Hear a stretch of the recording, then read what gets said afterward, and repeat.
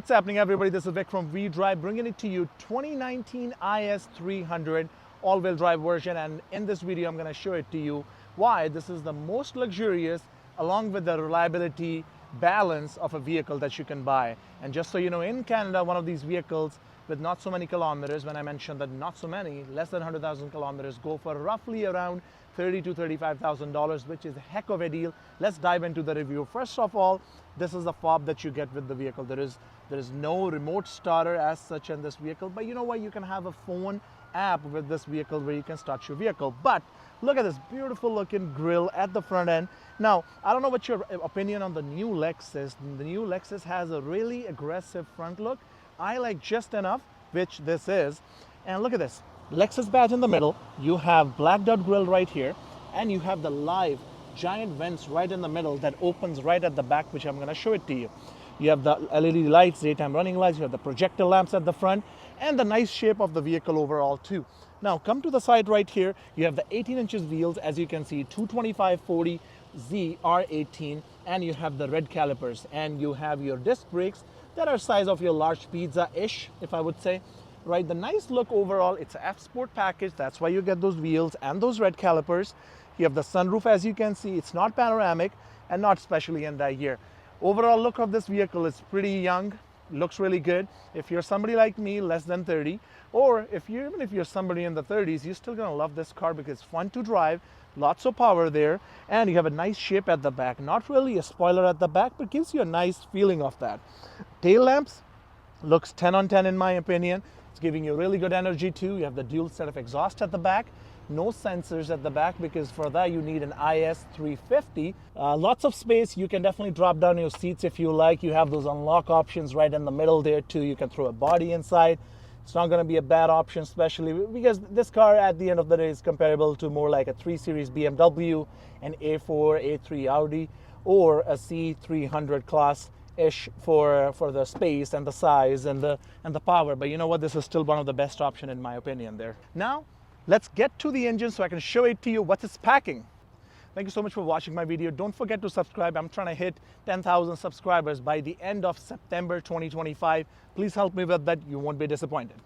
All right, this is what I'm talking about. Under the hood you had this 3.5 V6 engine, which is naturally aspirated, putting 260 horsepower and 236 pound-feet of torque with the 6-speed automatic transmission. Now, there is another version that you can get in this vehicle, which is strictly rear-wheel drive with the 2-liter turbo and rear-wheel drive and 8-speed transmission, putting 241 horsepower. Now, since it is a rear-wheel biased platform, you can still do a little bit of a donuts, but it's an all-wheel drive. It's not going to really help you succeed. For the donuts, you'll have to go with a 2-liter turbo and a rear-wheel drive, but with this one, power distribution is 50-50. But if you really give a lots of power in the sport mode, it's going to transfer more power to the back wheels than to the front wheels, which is going to help you have lots of fun, which is awesome, right? But let me know your comments below. What your thoughts are regarding this engine, because this engine has been really reliable for quite some years now. And in my opinion, instead of choosing something with the turbo engines, 4-cylinder, or like a hybrid engine, this engine will be a great option. It's going to last you years and years, and you won't be disappointed at all. Now, let's get into the interior so I can show you a few more things regarding this vehicle. First off, before we do that, you do have your rain sensing wiper. You see the change of temperature, and you still have a camera at the front that's going to help you prevent any kind of collisions as such. Now, let me just show you the vehicle from inside right here. This is how everything looks like. It's a little bit dirty, just ignore that. You have the Lexus sill plate inside. If you choose, you can have them illuminated too. You have the power seats inside right here, fully leathers, a lot of space right here. I'm 6'2". I have plenty of space at the front. Can't say really if somebody's sitting at the back. Sport pedals inside, power options, all that kind of stuff. And this is how the vehicle looks like from inside. Leather wrap steering wheel, Lexus badge here, F-Sport badge here, and you have the paddle shifters too. Now, this is what the fun begins. When you have this vehicle and you see the speedometer ring right there, you just press this button and it can move to the side, which is pretty cool, right? Something really, really unique. Even though it's powered, it's not really a digital ring. That's an actual ring behind that glass. You have that screen right there. It's not fully touch screen. It is just all being controlled by this dial right here. There's no Apple CarPlay or Android Auto, not even with the wire, but that's okay. You still have the Bluetooth audio, all that stuff. You have inbuilt clock right here. And if you want to move your the temperature system, you just run your finger right here, right? And you have heated and cooling seats right here, drive modes, your eco, normal, and sport, traction control, snow, all that kind of stuff, which looks really good. And the sunroof, the sunroof obviously you have seen, and this place right here feels really, really soft. It's not quite suede. I'm just still trying to understand what kind of material is that, but we'll leave that for later. But let me just show you what kind of space you get in this, because the way I am sitting in this vehicle, I'm sitting all the way back, all the way down. But let's say if I'm driving civilized, as my girlfriend liked to describe, I'll sit like this. Now, let me go to the back of the vehicle here. This is a kind of a space I get. Inside, it's still tight, just so you know, right? My head is almost touching, my knees are almost touching here too. And there is a big thing that I don't think so you should be concerned about, because if you're just buying a car for yourself and you're a young guy, that you have actually a big separation in the middle right here, because you have a drive shaft going at the back. There is no heated seats, there is no USB connectors as such for you to charge the phone. So that's just the way it is. You can probably throw a dog in the middle here and you can have your 2 kids or a few friends in the vehicle, but that's about it. Now let's just go for a quick drive so I can show it to you how it handles. All right, here we are on our drive, on our test drive 2019 IS300.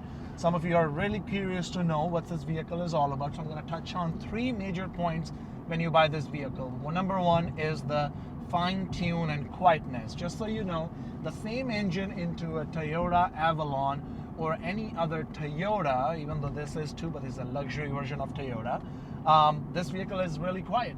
I'm really surprised. The sound deadening that Toyota has done, the Lexus has done with this vehicle is really good. Now the second point is the blind spots. Not a crazy amount of blind spots. It's a sedan at the end of the day. You can see everything around when you turn your neck, and you still have the blind spot detection on the side of the vehicle, which is awesome. And you do have lane assist, which you can turn it on just by pressing the button. And you have adaptive cruise control as well, which is also awesome, so that it can keep you in the lane and you can still cruise around without hitting the car in front of you. Now, talking about the comfort, these bucket seats are really, really comfortable. They really hug you, even though it's not really like a fully loaded, like the super sport car there, but it's still in that category. It can still give you power, right? Suspension is really smooth. You have independent suspension front and back. It's going to provide you the best comfort possible.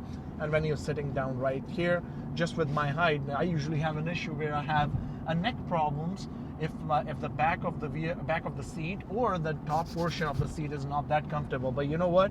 It's pretty smooth and pretty simple too. Now, talking about the performance, now let me just show it to you how it handles. I'm gonna put this vehicle into the sport mode here, which this is, and as you can see, the ring turns white there. If I'll just go back, it just looks like this, and if you go like this, it's sport. And if I really step on the gas, look at this. It has a nice naturally aspirated V8 sound to it. Nice control on the road. It goes, the shifting is smooth, 6-speed transmission. And now if I'm talking about the braking, it's pretty good too actually. I'm really surprised. As soon as I pressed on the brakes, the car actually slowed down right there, which is really good, without having any body roll. That is the main thing that I want you guys to know. The car's it's just great. Even after like 100,000 kilometers, 110 on this specific vehicle, the car is in mint shape, it runs good, and it's really reliable. Not everything just comes down to the maintenance of the vehicle. I guess there is some specific secret sauce with the Toyota or Lexus vehicles too, especially Lexus. I like Lexus better over the other one. Let me just try to do a quick more run so I can show it to you. I'm gonna drop my windows here. Let's just try using these paddle shifters now. All right. Oh wow. It just punches, which is really good. Let me know your thoughts, what your thoughts are regarding the aspect of the vehicle. Would you take this vehicle over any other German vehicles? I want to hear your thoughts. And if you're somebody who's already driving one of these vehicles, we'd love to hear from you. Have you encountered any problems? And if you're an IS350 fan, or that's the vehicle that you're owning right now, we'd love to hear from you. I want to pick up your thoughts there too. But with that, I am done. My opinion on this one is buy this over any other German vehicle, hands down. For 30-35 grand in Canada, this is the best deal. But with that, we are done. Don't forget to subscribe to my channel, and I can't wait to see you in the next video. Thank you.